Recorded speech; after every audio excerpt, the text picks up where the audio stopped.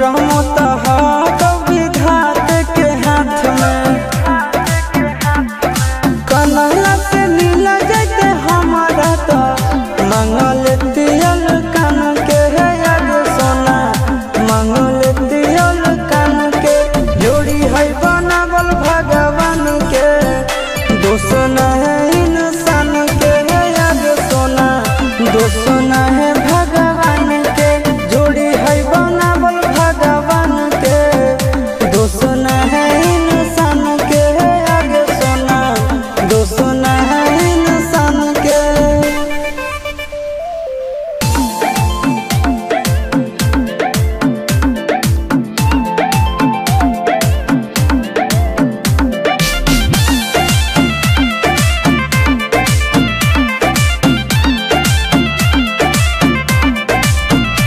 आगे तोर नहीं कसूर नहीं हमर कसूर गे दोनों के कैला का ऊपर वाला दूर गे